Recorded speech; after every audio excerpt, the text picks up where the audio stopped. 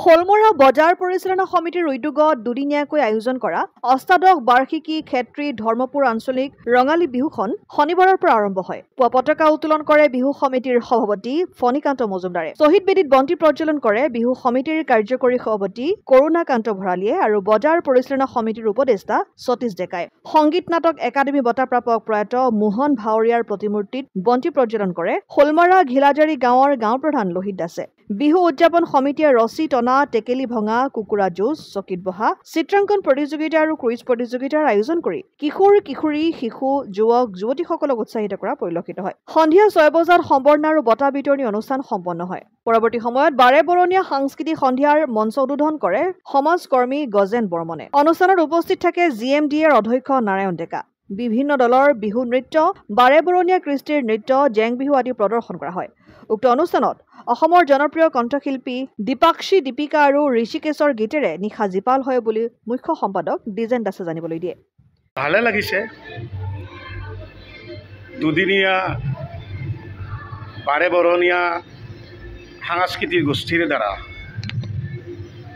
ক্ষেত্ৰী ধৰ্মপুৰ আঞ্চলিক ৰঙালী বিহু উদযাপন আমি শোলমৰা বজাৰ পৰিচালনা সমিতিৰ উদ্যোগত এই 18তম হিচাপে পালন কৰিবলৈ ওলাইছোঁ। আজি আমাৰ দ্বিতীয় দিন। যোৱাকালি আমাৰ প্ৰথম দিনত আমাৰ পতাকা উত্তোলন হৈ গৈছে,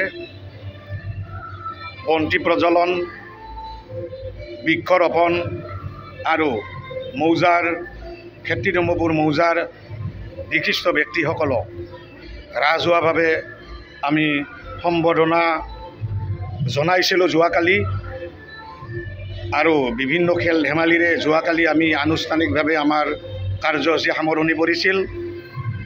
আজি আমাৰ দ্বিতীয় দিনত ৰাতিপুৱা 9 বজাৰ পৰা চিত্ৰাংকন প্ৰতিযোগিতা, কুইজ প্ৰতিযোগিতা আমি আৰম্ভ কৰিছোঁ আৰু এতিয়া সন্ধিয়া আমি সাংস্কৃতিক অনুষ্ঠান আৰম্ভ কৰিছোঁ। আপোনালোকে দেখাই পাইছে হেলচাৰ বিহু হুঁচৰি দলৰ দ্বাৰা বিহু হুঁচৰি প্ৰদৰ্শন, জেং বিহু, ৰামপুৰৰ বাৰেবৰণীয়া সংস্কৃতিৰ দ্বাৰা বিভিন্ন ধৰণৰ নৃত্য, নাচ, অসমীয়া গীতৰ আধাৰত তেওঁলোকৰ অনুষ্ঠান পৰিৱেশন আৰু নিশা আমি ইতিমধ্যে আমি সাংস্কৃতিক সন্ধিয়াৰ আয়োজন কৰিছোঁ। কিছু সময় পিছতে আমাৰ সাংস্কৃতিক সন্ধিয়া আৰম্ভ হ'ব। দুই শিল্পীৰ দ্বাৰা সাংস্কৃতিক সন্ধিয়া আজি আৰম্ভ কৰিম। দীপাক্ষী দীপিকা আৰু ঋষিকেশৰ গীতৰ শৰাই। অসম আদিত্য, নলবাৰী।